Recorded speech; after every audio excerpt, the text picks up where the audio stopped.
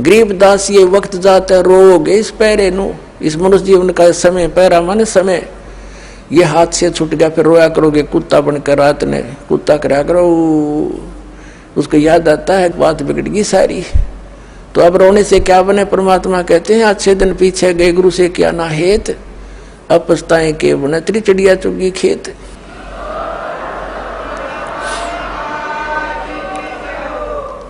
अब परमात्मा स्वयं ही वहां से चल कर आते हैं जहां वो भगवान रहते हैं, वेद गवाही देते हैं कि वहां से चलकर आता है, एक साधु रूप बनाकर कहीं भी प्रकट हो जाता। 3 प्रकार से परमात्मा हमारी धारण पोषण करता है। एक रूप में तो सतलोक में रहते हैं, स्थायी रूप में तेजो में शरीर मालिक का, करोड़ सूर्य मरादे करोड़ चंद्रमा से एक रूम की शोभा। सतलोक में, अलखलोक में भिन्न शोभा है। परमात्मा एक ही है, रूप अनेक बना रहा है वहां पर। फिर वो परमात्मा वहां से गति करके आता, अच्छी आत्माओं को मिलता है जो दृढ़ भक्त होते हैं। उन दृढ़ भक्तों में से कौन कौन है, किन किन को मिले? आदरणीय धर्मदास साहिब जी को मिले, आदरणीय मुल्कदास साहिब जी को मिले, आदरणीय नानक साहिब जी सिख धर्म के प्रवर्तक, आदरणीय नानक देव साहिब जी से मिले, आदरणीय दादू साहिब जी से मिले, आदरणीय गरीबदास साहिब गांव छुड़ानी जिला जज्जर वाले को मिले, आदरणीय गीसा दास साहिब गांव खेखड़ा जिला मेरठ उत्तर प्रदेश वाले को मिले, और अनेकों को मिले हैं। इनका तो मूल प्रमाण हमारे सदग्रंथों में हमारे पास उपलब्ध है। वैसे कोड वर्डों में सांकेतिक बहुत वर्णन और भी मिलता है, जैसे आदरणीय नामदेव जी को भी मालिक मिले थे आके, क्योंकि हम बच्चे उसी के हैं, वही आकर उसी को दया आती है जो अच्छी आत्मा भक्ति की तरफ अग्रसर है, मिसगाइडेड है, उनको आकर मिलते हैं। कहीं भी आकर कोई भी लीला कर लेते हैं, उनको सतमार्ग बताकर फिर अंतर्ध्यान हो जाते हैं। यथार्थ ज्ञान सुनने के बाद वो प्राणी उल्टा नहीं हटता थे, सारा संसार एक तरफ हो जा। और वो परमात्मा भगतमती बहन मीराबाई को मालिक मिले। वो दृढ़ भक्तों को मिलते हैं जो पक्के भक्तों, टस से मस ना हो तो सारा संसार एक तरफ हो जाए। पुण्यात्माओं, हमने सारा इनकम्प्लीट स्पिरिचुअल नॉलेज सुन रखा है, कति अधूरा सधूरा सा जिसका सिर पैर नहीं। तो इसको तत्व ज्ञान कहते हैं, जो सबको सेट करे और परिपूर्ण रूप से कथाओं को भी सही सुनाए। जैसे मीराबाई पिछले जन्म जन्मांतर की पुण्यकर्मी प्राणी थे, और काल उनको ऐसे स्थान पर पैदा कर देता है कि उनकी भक्ति कोई कर्ण ना दे। वो कैसे ठाकुरों के घर जन्म दे दिया, और राजस्थान के ठाकुर उस समय अपने आप को खुदा से नीचे नहीं मानते थे, अपनी बहन बेटियों को पर्दे में रखते थे, एक परंपरा थी उनकी। और स्वयं सब खेतों में या कहीं भी काम करना होता स्वयं करते थे, पशुओं का गोबर भी उठाकर बाहर कुर्डियों पर स्वयं डाला करते थे, अपनी बहन बेटियों को पर्दे में रखा करते, बाहर नहीं जाने देते थे। और कोई जाति थी तो उसको कलंकित माना जाता था, बहिष्कार करते थे, उसका बहुत विरोध करते थे, उसका बुरा हाल कर देते थे, यहाँ तक कि उसको मार भी देते थे। अब परमात्मा की आत्मा भगवान बन नहीं रह सकती, और पिछले संस्कार उसको टिकने नहीं देते, जिसके परिणाम स्वरूप वो आत्मा परमात्मा के लिए कहीं ना कहीं भटक रही होती है। काल ने जगह जगह एजेंट बैठा रखे अपने, कहीं देखोगे कोई पूजा पाड़निया, कितने कोई पत्रालियाँ बैठा ला तेरी भविष्य बता दूं, आजा बैठ जा धर दे 20 रुपये। फिर ये नकली संत, ये पंथ बना रखे नेरे, ये सारे एजेंट काल ने छोड़ रखे मिसगाइड करने के लिए। एक दयालु दाता हमारा पिता विधाता है, कबीर भगवान वो स्वयं आता है। वो जब ज्ञान देने लगता है तो विरोधी लोग असंख्य होते हैं। वो नकली संतों की जिनकी रोजी रोटियां बंद होने की संभावना हो जाती है, वो जनता को भड़का देते थे, हमें अपने पिता का विरोधी बना देते थे, अपने स्वार्थवश वो नकली, जिस कारण से वो खामियाना अभी तक हम भर रहे हैं, भोग रहे हैं। तो पुण्यात्मा मीराबाई की कसक बहुत ज़्यादा थी भगवान में। उसकी माँ भी धार्मिक थी।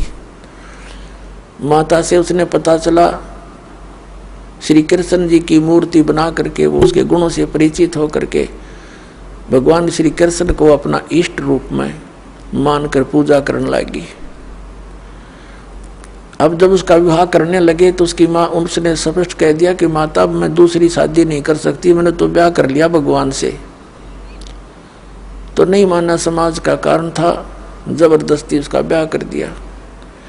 विवाह एक बहुत अच्छे नेक व्यक्ति से हुआ और वो विवाह के 4 वर्ष के बाद उसके पति की मृत्यु होगी, मीराबाई के पति की। लेकिन उसने मीराबाई की प्रार्थना पर इतनी सुविधा दे दी थी कि मंदिर में जाने अलाउड कर दिया था।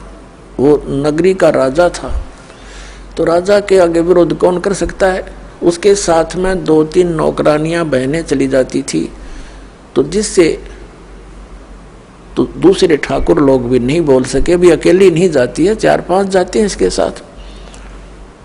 और फिर राजा के सामने प्रत्येक व्यक्ति कुछ नहीं बोल सकता। अब वो मंदिर जाती थी, अटूट श्रद्धा थी भगवान में। अब परमात्मा कहते हैं सौ छल छिद्र मैं करूं अपने जन के काज, सौ छल छिद्र मैं करूं। अब क्या हुआ, दयालु है परमात्मा, सतगुरु आए दया करी, ऐसे दीन दयाल है ये हमारे परमात्मा। सतगुरु आते हैं ऐसे दीन दयाल हैं, अपनी आत्माओं को अपना रास्ता आप ही बताते हैं। एक दिन कुछ परमात्मा कबीर जी के शिष्य हो गए थे, रविदास जी और भी कई शिष्य हो गए थे, लेकिन रविदास जी उनके बहुत निकट रहते थे और वो चमार जाति से थे। आज से 600 वर्ष पहले ये छुआछात चरम सीमा पर था और ये जो शेड्यूल कास्ट के जो व्यक्ति होते थे, अनुसूचित जाति यानी चमार हुए, जुलाहे हुए, इनसे अन्य विशेष कर सर्वण जाति बहुत इनको हे समझती थी, इनके निकट नहीं जाते थे। तो जिस रास्ते से मीराबाई जाती थी मंदिर में, उसी रास्ते में बीच में एक गरीब की झोपड़ी थी, आगे उसके साथ ही एक लंबा वैसे वन था, वृक्ष थे, खुला मैदान था। वहाँ परमात्मा कबीर जी और रविदास जी दोनों संत रूप में वहाँ सत्संग करने लग गए। अब मीराबाई जा रही थी मंदिर में और जब देखा जाते समय कि कोई साधु संत आए हैं, लोग इकट्ठे हो रहे हैं, वापस आई 1-2 घंटा मंदिर में अपनी करके पूजा अर्चना, तो वापस देखा तो वहाँ सत्संग हो रहा था। मीराबाई और सखियों ने सबने मिलकर सोचा चलो 2 वचन सुनते हैं, भगवान की चर्चा हो रही है। वो बैठ गई जाके। परमात्मा तो आए इसीलिए थे, उस अपनी आत्मा को कहते हैं गोता मारूं स्वर्ग में जा बैठूं पाताल, कह कबीर ढूंढता फिर अपने हीरे मोती लाल। जैसे परमात्मा ने सबको ऐसे ही खोजा, तो मीराबाई सत्संग सुनने लगी। परमात्मा ने सत्संग वही किया जो राम और कृष्ण के बारे में वो किया करते थे। गुण तीनों की भक्ति में ये भूल पड़ो संसारे, कह कबीर निज नाम बिना कैसे उतरो पारे। 3 देव की जो करते भक्ति, इनकी कदे ना होवे मुक्ति। सारी कथा कहानी सुनाई भगवान ने। ब्रह्मा विष्णु महेश नासवान है, इनसे ऊपर कोई और परम शक्ति है, अपने को छुपा कर दाता बताया करते थे। मीराबाई को शौक लगा जैसे बिजली का झटका लगा करे, क्योंकि वो श्री कृष्ण की पुजारण थी, श्री विष्णु की पुजारण थी। पहली बार तो पुण्यात्माओं सबके साथ ऐसी घटना घटी। दास को भी ऐसा झटका लगा था, जब क्योंकि दास श्री कृष्ण और विष्णु का कट्टर पुजारी था, हनुमान जी के व्रत रखता था। श्याम जी हमारे दादा लाई वह गांव पूरी साजली पूजा वो भी करता था। तो पहली बार दास को भी बड़ा दुख हुआ था, लेकिन सहन करके फिर आगे जानने की चेष्टा की तो हृदय के पट खुल गए, स्पष्ट दिखाई देता है। पहले मोतियाबिंद था, हमारा ऑपरेशन हो गया, अब हृदय वाली आंखें काम करने लगेगी। अब मीराबाई को बड़ा दुख हुआ। सत्संग के बाद कहने लगी महाराज जी आप क्या बात कह रहे हो, क्योंकि पुण्यात्मा कोई भी जो प्रसन्न भी करते हैं वो सभ्य तरीके से करते हैं। कहने लगी महाराज जी हमने तो कभी ये बात सुनी नहीं, आप जो बता रहे हो। तब परमेश्वर ने कहा बेटी जो नहीं सुनी वही सुनाने आया हूं मैं। जो तुमने सुना है वो लोकवेद है, दंत कथाएं हैं।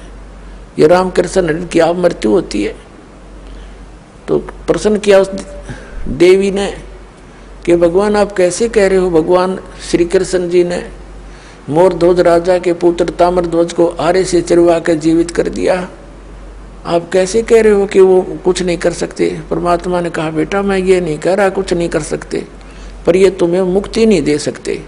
फिर इनकी सामर्थ्य देख लो। मोरध्वज राजा का लड़का तो श्री कृष्ण ने जाके जीवित कर दिया क्योंकि उसके सांस शेष थे, उसकी आयु शेष थी, इतना ये कर सकते हैं। ये तो एक जादूगर कर देता है, छोटे मोटे साधु संत कर देते हैं। लेकिन श्री कृष्ण जी जब कहाँ गई थी उनका वो सामर्थ्य, जब उनका सगा भांजा अभिमन्यु महाभारत के युद्ध में चक्रव्यूह में मारा गया था। सुभद्रा का पुत्र जो श्री कृष्ण की बहन थी सुभद्रा, श्री कृष्ण रो रहा था, पांचों पांडव रो रहे थे, उनका कुल नाश हो रहा था, तो क्यों नहीं जीवित किया श्री कृष्ण जी ने अभिमन्यु को। अब सुन होगी। फिर पूछा उसने जी कारण क्या था कि बेटी अभिमन्यु का प्रारब्ध इतना था, उसकी आयु शेष नहीं थी और ताम्रध्वज की आयु शेष थी। उसने जाके दिखा दिया ड्रामा। तो सेम गिवा एकदम, क्योंकि मालिक के जो ज्ञान है ये सटीक उदाहरण है। वह घर चली गई तो कहने लगी जी, फिर उसने कहा परमात्मा से, फिर दूसरा प्रश्न किया कि मुझे भगवान कृष्ण साक्षात दर्शन देते हैं, मैं उनसे बातें भी करती हूँ। परमात्मा ने कहा बेटी तू अपने कृष्ण जी तो पूछ लिए, ये देवता हैं, ये झूठ नहीं बोला करते, सच्ची बताओगे तेरे को।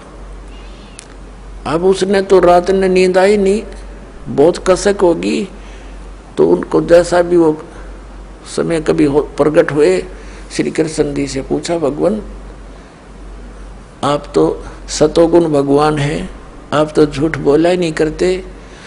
मैंने ऐसे ऐसे संतों का सत्संग सुना है, मेरे बात जची नहीं उनकी, क्या आपसे भी कोई ऊपर शक्ति है। तो श्री कृष्ण जी ने कहा मीरा वो शक्ति है, लेकिन वो हमने भी ना मिली, उसकी ट्राई करने की कोई यूज नहीं, हमने खूब सिर पटक लिया, उसका कोई अता पता नहीं लगता। अब वो उसको तो बड़ा झटका लगा कि वो संत कहते हैं हम उनको दिखा दें और उसका नाम दें, उसकी प्राप्ति करा दें। श्री कृष्ण जी ने इतना मान लिया कि वो है अवश्य। तो वह रात को नींद नहीं आया उस बेटी को। अगले दिन फिर पहुंच गई सत्संग में, वहीं बैठ गई। फिर सारी 2-3 दिन लगातार मालिक सत्संग करते रहे, फिर चले गए। हाँ फिर क्या हुआ, मीराबाई को प्रेरणा हुई कि भगवान मुझे उपदेश दे दो। परमात्मा ने कहा बेटा पहला काम है इस भक्ति मार्ग का प्रथम कदम गुरु होना चाहिए, सतगुरु हो, सच्चा ज्ञान वाला हो। तो मीराबाई ने कहा भगवान दीक्षा दे दो। अब परमात्मा ये देखना चाहते थे, या ठाकुरों की लड़की, इसमें भगवान की कितनी चाह है। ये परमात्मा को प्रमुख मानती है या समाज को, लोक लाज को। परमात्मा ने पता था कि वो दीक्षा मांगेगी, इतना ज्ञान सुने बाद से तो पुण्यात्मा का कलेजा हिल जाता है। रविदास जी से कह दिया कि तू मीराबाई को नाम दे दिए, प्रथम मंत्र मैंने तुझे बताया, केवल इस को देना, आगे तेरे को आदेश भी नहीं है, और मैं तेरे पास भेजूंगा जब यह दीक्षा लेना आवेगी, और तू इसकी परीक्षा लेना, तब देना इसको नाम। अब वह लड़की ने प्रार्थना की, परमात्मा ने कहा बेटी जा उसके पास, वो बैठा महात्मा, वो देंगे तुझे दीक्षा। वो तो गई वहाँ पर जहाँ संकेत मिल गया, जाकर बैठ गई, एक महाराज जी नाम दे दो, दीक्षा दे दो। रविदास जी कहने लगा बेटी बहन मैं हूँ चमार जाति का और तू है ठाकरा की बेटी। गुरु से नाम लेने के बाद जितने लोग जाके यूं कहेंगे तूने किससे नाम ले लिया है, चमार पर नाम ले लिया, इज्जत का नाश हो गया, और जब तेरे मन में दोष आ गया भक्ति खत्म हो जाएगी तेरी, और लोग तेरी बेइज्जती बहुत करेंगे बेटी, तो कोई और देख ले अपना गुरु। तो मीराबाई ने कहा कि महाराज जी मैं आपकी बेटी, आप मेरे पिता, बाढ़ में जाए संसार, मैंने नाम दे दो, मैं पीछा छुटवाना चाहती। तो रविदास जी ने दीक्षा दे दी।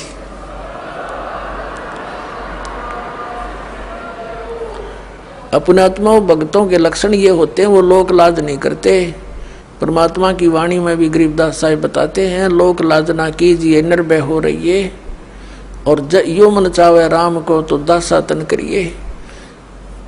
कहते हैं लोक लाज ना कीजिए निर्भय हो रहिए, जय मन चावे राम को दासा तन करिए। स्वान स्वरूप संसार है कुछ कर सी नाही, शीस महल को देख करिए भौंक भौंक मर जाही। सत्संगी संग ना तज चितराम बसाही। नित्यानंद जी महाराज संत वे हैं, उन्होंने कहा है कि लोक लाज मर्याद जगत की तरण जो तोड़ बगावे। ये लोक लाज मर्याद जगत की नोगे तरण की तरह डिकड़े की तरह तोड़ के फेंक दे, तब कोई राम भगत गत पावे।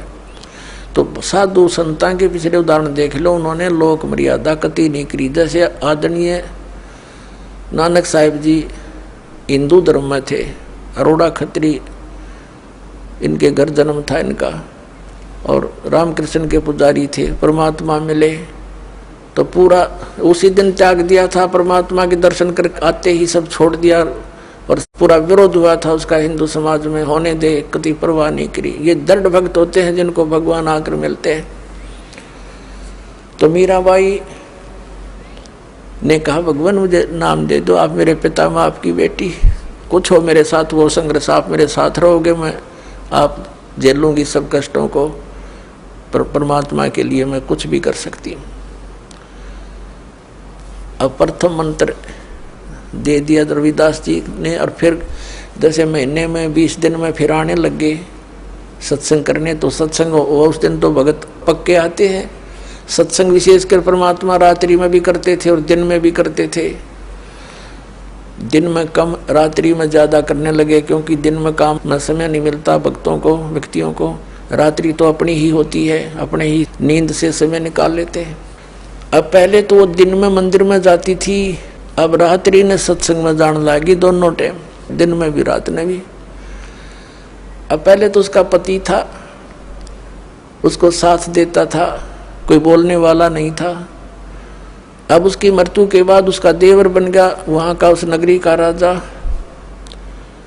उसने मीराबाई को बहुत समझाया कि तू अब मत जाया कर, पहले तो तेरा पति था, अब लोग पता नहीं क्या क्या बात बनाते हैं, हमारी इज्जत का नाश कर देगी तू। उसने कोई परवाह नहीं करी थी, मंदिर में जाती रही। और फिर लागी और रात ने सत्संग में जान। इस बात का उसके देवर ने घना मलाल हो गया, घना दुख मान लिया कि इसको तो मार दे तो अच्छा है, और इसने तो इज्जत का नाश कर दिया। तो क्या किया उसने, क्या किया, एक दिन अपने पुत्र का जन्मदिन रख दिया। रिश्तेदार आए हुए थे, और एक किसी सपेरे से कहा कि ऐसा विषधर ला दे, ऐसा विषयर ला दे सर्प के डंक मारते मर जाए आदमी। उसने वैसा ही ला दिया, राजा का हुक्म था। और एक डिब्बे में बंद करके ऊपर लिख दिया 9 लखा हार। राजा ने एक बांदी से कहा, नौकरानी से, जाओ मीरा को दे दे, ये हार गले में पैर लेगी, सुंदर कपड़े पहन लेगी, रिश्तेदार आवेंगे। और ऐसे, क्योंकि वो तो ऐसी रहती थी बेचारी, उसने तो ना उड़ने पैरने की कोई परवाह नहीं रही थी, भगवान में कसक गनी लगी थी। तो उसने कहा कि ठीक से कपड़े पहन लेना, मेरी बेइज्जती ना करवाना, रिश्तेदार ने कहेंगे भाई रहा नहीं उसकी पत्नी को कैसे रखता है, और ये हार पहन लेगी। उसने सोचा था न्यू कि सर्प डस कर मर जाएगी, सर्प देगा डस, सारे रिश्तेदार होंगे, सब गवाह हो जाएंगे, एक सांप लड़ गया, भाई हम भी वहीं थे, इसलिए मृत्यु होगी उसकी। इसने चाल तैयार चाली थी। अब वो नौकरानी ने तो जाकर दे दिया, केले मीरा भाई, राजा ने बताया है इसमें एक हार है बहुत कीमती, इसको पहन लेना, और सुंदर कपड़े पहन ले, आज उनका लड़के का जन्मदिन है, दूर दूर के रिश्तेदार आए हुए। मीरा भाई बोली रख दे बेबे, पहन लूंगी। नानू का हिब्बा पहन ले, मैं पहन लूंगी, तू जा। वह चली गई।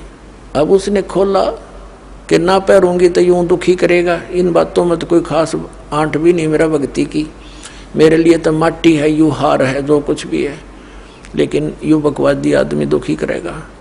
तो उसने अपना धोए दाए कपड़े पहन के वो हार गले में पहन के बैठ गई कि जब वहाँ जाएंगे इकट्ठे में चली जाऊंगी, जहाँ इकट्ठा होना है पार्टी में।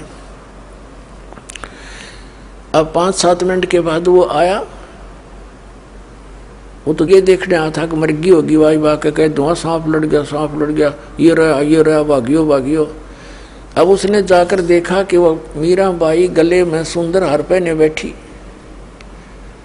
तो कहने लगा कि ये हार कहाँ से लाई? तो कोल्टा मैं जानता था तू रातों जाती है, यही कर्म करने जाती है। वो कहने लगी जी आप भी मुझे जीने देते ना मरने देते, आप ही ने तभी भेजा था और देख मुझे ही कलंकित कर रहे हो। तो वो कहता मैंने कहाँ भेजा था कि ये डिब्बे में ये बांधी नौकरानी कर गई थी। वो डिब्बा देखा कि इसमें क्या था, कि इसमें ये हार था। अब उसने सोचा बांदी बुलाई नौकरानी, बोली जी मैं अभी देकर बाहर ही बैठी हूँ, इनके बाहर नौकरानी थी वो बाहर रहती थी और यही डिब्बा, और तो उसके पास कोई कपड़ा भी नहीं था विशेष और कोई पात्र भी ऐसा नहीं था। अब उसने सोचा भाई बड़ी, उसने सोचा सपेरा जादू कर गया मेरी खातिर, वह ना जच्ची उसका, कोई और जादू जंत्र का दे गया होगा। तो जब तो वह बच गई। एक दिन उसने क्या किया कि एक विष मंगवाया, विष डालकर एक प्याले से, उन्हें सोचा या मरती नहीं, मानती नहीं, इसने इज्जत का नाश कर दिया, जिसको जहर से मार देते हैं। उसको कहा विष, साथ गया तलवार लेकर कि ये जहर पी ले, ये विष है इसके अंदर, या तो इसको पी लेना तेरी गर्दन काटूंगा। तलवार लेकर खड़ा हो गया। मीराबाई ने सोचा मारना तो इसने है ही, तलवार से तो दर्द होगा, विष पे लेती हूँ आराम से मर जाऊंगी। करके मालिक को याद और विष पेगी सारा। और वो देखा खड़ा खड़ा न्यों का नो चेहरा, आध घंटे तक बाट देखी दुश्मन ने, वो मरी नहीं, वापस आ गया या वासा होकर। तो परमात्मा कहते हैं मीराबाई को मारन लागे जहर का प्याला प्यारे, पीवत ही अमृत हो लाग्या, हो गया सर्द ही यारे। मन तू पावेगा अपना किया रे, भोगेगा अपना किया रे। भक्ति के अंदर ऐसी शक्ति है पुण्यात्माओं, विश्वास करना इस मालिक पर। ये कथाएं सुना करते थे हम, कथा नहीं थी, ये सच्ची बातें हैं।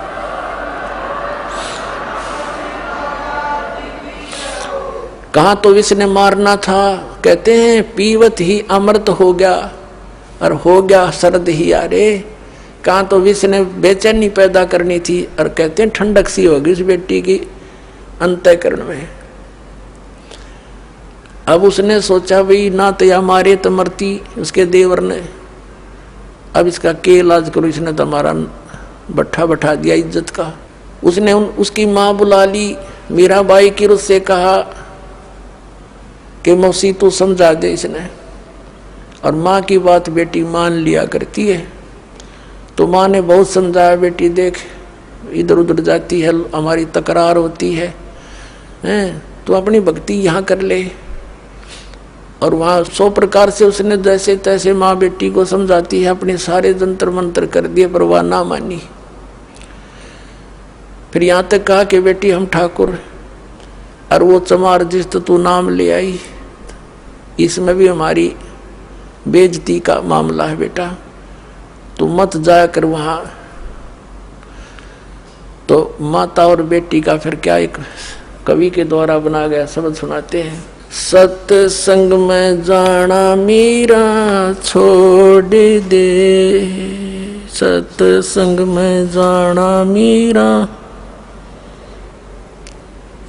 आए मारी लोग करें तकरार, सत्संग में जाना मीरा छोड़ दे। आए मारी लोग करें तकरार, सत्संग में जाना मीरा छोड़ दे। सत्संग में जाना मीरा छोड़ दे, हाय मारी लोग करें तकरार, सत्संग में जाना मीरा छोड़ दे।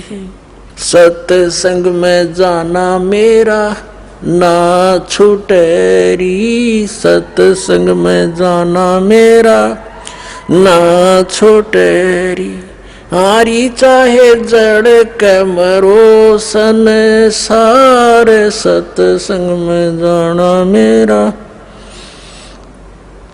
हारी चाहे जल के मरो संसार, सत्संग में जाना मेरा।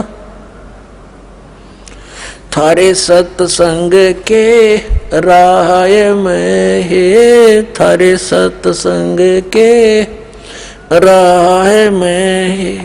आए वहाँ पर रहते हैं काले नाग, कोई कोई नाग तन डस लेवे। आए वहाँ पर रहते हैं काले नाग, कोई कोई नाग तन डस लेवे। जब गुरु जी की मेरे फेरी, जब गुरुओं की मेरे फेरी। आरी व तो सर पे गंडे वे बने जाव, सत्संग में जाना मेरा ना छूटेरी। हारी व तो सर पे गंडे वे बने जाव, सत्संग में जाना मेरा। सत्संग में जाना मीरा छोड़ दे, सत्संग में जाना मीरा छोड़ दे। आए मारी लोग करें तकरार, सत्संग में जाना मीरा छोड़ दे। सत्संग में जाना मेरा ना छूटेरी, सत्संग में जाना मेरा ना छूटेरी। हारी चाहे जड़ के मरो संसार, सत्संग में जाना मेरा। थारे सत्संग के राह में है। वह माता डराना चाहती है बेटी को, तुम्हारे सत्संग के राह में आए वहाँ पर रहते हैं बब्बर शेर, कोई कोई शेर तन खा लेवे। रहते हैं बब्बर शेर, कोई कोई शेर तन खा लेवे। जब गुरु जी की मेहर होवेरी, जब सतगुरु जी की मेहर होवेरी। आरी वो तो शेरों के गिदड़ बने जाव, सत्संग में जाना मेरा ना छुटेरी। हारी वो तो शेरों के गिदड़ बने जाव, सत्संग में जाना मेरा ना छुटेरी। थारे सत्संग के बीच में है, थारे सत्संग के बीच में। आए वहाँ पर रहते हैं साधु संत, कोई कोई संत तन ले रमे। आए वहाँ पर रहते हैं साधु संत, कोई कोई संत तन ले रमे। तेरे री मन में माता पाप है री, तेरे री मन में माता पाप है री। वो संत मेरे माँ बाप हैं री, वो संत मेरे माँ बाप हैं री। हारी वह तो कर देंगे बेड़ा पार, सत्संग में जाना मेरा ना छुटेरी। हारी वे तो कर देंगे बेड़ा पार, सत्संग में जाना मेरा ना छुटेरी। सत्संग में जाना मेरा छोड़ दे, सत्संग में जाना मेरा छोड़ दे। हाय मारी लोग करें तकरार, सत्संग में जाना मीरा छोड़ दे, सत्संग में जाना मेरा ना छोटे री, सत्संग में जाना मेरा ना छोटे री। हारी चाहे जड़ के मरो संसारे, सत्संग में जाना मेरा ना छूटे री। वो तो जाते चमार है, वो तो जाते चमार है, इसमें हमारी आर है, इसमें हमारी आर है। तेरे री लिख माता चमार है री, तेरे लिख माता चमार है री। मेरा सिरजन और हरी, मेरा सिरजन और हरी। हरी व तो मीरा के गुरु रविदास, सत्संग में जाना मेरा ना छूटे री। हरी व तो मीरा के गुरु रविदास, सत्संग में जाना मेरा ना छूटे री। अपने आत्माओं, परमात्मा के पाने के लिए सबसे बड़ी बंधन काल ने सबसे बड़े रस्से हमारा बांध रखे हैं, ये लोक परंपराओं के। और परमात्मा कबीर साहब कहते हैं, सोई जन उभरे जिन तोड़ी कुल की कान। परमात्मा कहते हैं, कुल करने के कारण यू अनसा गया बिगो, जब यू कुल के कर लेगा तो चार पाया का हो। आज तो लोक लाज में कुल की मर्यादा में को प्रमुख मानकर सत्संग में आया नहीं, सत्संग सुने नहीं, ज्ञान होया नहीं, भक्ति करी नहीं, फिर गधा बन कर घूमेगा, चार पाया का होगा। जब यू कुल के ढालड़ा होगा तेरे, तब यू कुल के कर लेगा तो चार पाया का हो। तो संतों को यू हृदय में जम जाती है बातें। तो यहाँ परमात्मा कहते हैं कि तन छूटे जब कहाँ समावेगा, और आखिर तुमको कौन कहेगा। गुरु बिन आत्म ज्ञान मन ने की कर ले, 2 दिन का मेहमान मन ने की कर ले, 2 दिन का मेहमान। कहते आखिर तुझे गुरु के बिना यू आत्म ज्ञान बताओगा कौन है। तो इस प्रकार हमने इस सारे ज्ञान को समझना है। जैसे नित्यानंद जी एक ब्राह्मण कुल में थे, तहसीलदार की पोस्ट थी, 250 वर्ष पहले की बात। इसमें नारनौल के नवाब के यहाँ तहसीलदार की नौकरी करते थे। जब ये आत्मज्ञान हुआ, फिर परमात्म ज्ञान हुआ, नौकरी त्याग दी। पत्नी थी, वो विरोध गणा करा करती, परमात्मा की ऐसी रजा हुई, उसकी मृत्यु होगी, और वैराग बन गया। जब इस ज्ञान से परिचित हुआ तब कहा था ब्राह्मण कुल में जन्म था। पहले तो 250 वर्ष पहले ब्राह्मण के घर जन्म होना ही एक बहुत बड़ी महान माना करते थे। और फिर तहसीलदार की पोस्ट, आज तो मंत्री की को ना इतनी कीमत जितनी उस समय तहसीलदार की होती थी। और दोनों को बद के गढ़ भगवान से दूर कर, कहते हैं कबीर साहब कहते हैं, सुख के माथे पत्थर पड़ो जिसते नाम हर देते जा, और बलिहारी उस दुख के जो पल पल नाम रटावे। परमात्मा कबीर जी कहते हैं, आग लगो ऐसे सुख के जो भगवान से दूर करे, हे परमात्मा ऐसा दुख भी दिए रखना, तेरी याद बनी रहे। तो नित्यानंद ने कहा था जब वो ये ज्ञान हो गया, जब कहते हैं ब्राह्मण कुल में जन्म था, मैं करता बहुत मरोड़, और गुरु गुमानी दास ने दिया कुबद गढ़ तोड़े।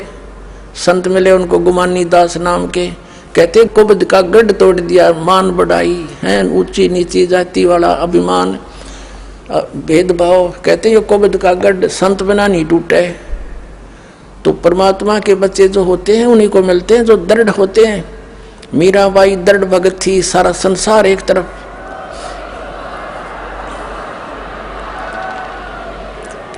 अपने आत्माओं मीराबाई ने देखा है, रोज बकवाद करता है ये, कभी मारने की चेष्टा करता, घर त्याग कर चली गई, वृंदावन में रहने लगी।